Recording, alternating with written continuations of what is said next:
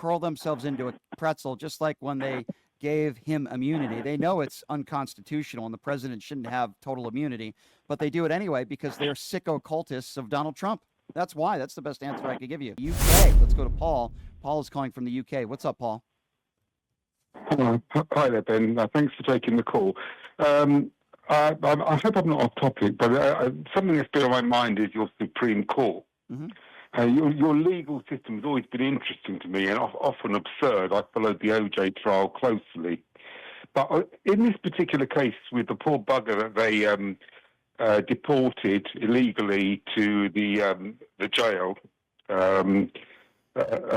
why didn't the Supreme Court simply say, they're all arguing about the word facilitate. Why didn't the Supreme Court simply say the Trump regime have got to get this guy back by such and such a day into the country to have due process?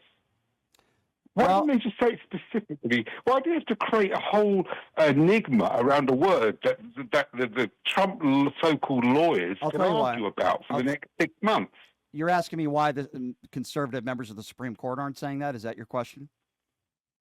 Well, it's kind of rhetorical because I guess I know where you're going here, but it's obscene if that's the reason. I'll tell you why.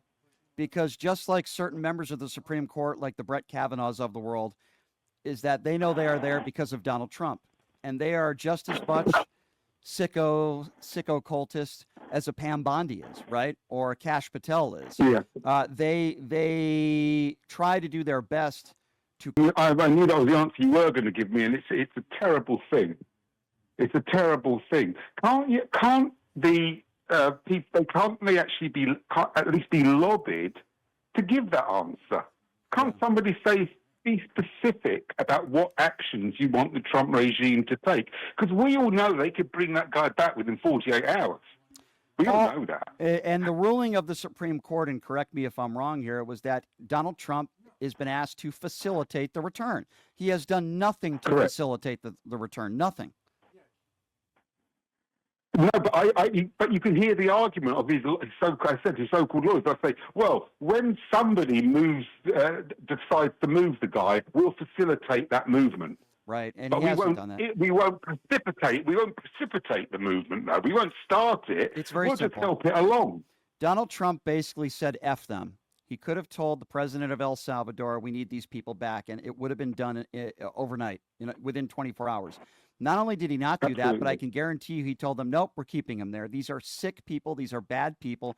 But if you're 100% white from South Africa, we'll allow you into this country as a refugee seeking asylum. No problem. But if you have any black in you, nope, goodbye. This is the Trump administration. Take it or leave it. This is who they are. Well, as you say, it's exactly what it is. There's no nuance about it. There's no nuance about this gold aeroplane. Nope. We all know it's a bribe. We know it's a bribe. Of course it is. And that's it. Of course it is. But I get these. I get these arguments with these MAGAs. Oh, this isn't a bribe. What do you mean? It's a gift to the government. Oh, really? What do you think is going to happen to it when Donald Trump doesn't fly in it for several years, which, by the way, I don't think he will, not because he doesn't want to, but because there's too many security issues and they have to take apart the plane. That would take years, in my opinion, to do that. That's number one. And number two, when he leaves office, if he leaves office, and I know that's a big if, but if he does, you think he's just going to give up that plane and donate it somewhere? No, of course not. He's going to fly in it himself. Of course not. Yeah. He's going to be buried in that plane. You're probably right about that. You're probably right about that. And if he could save money... If he could save money on his taxes, he would bury a family member in the plane, if not on the first hole of one of his golf courses. You're right. Yeah. By what you said, I heard somebody, I don't know, an expert on security said they can actually hide a surveillance. He used these words. They can hide a surveillance device on the head of a butterfly. Yeah. Now. Yeah. So they would literally have to dismantle that plane down to the rivets. Oh, you're right about that. You're right about that, my friend. Stay safe out there in the UK. Always appreciate your calls, my friend. Thanks a lot. Thank you.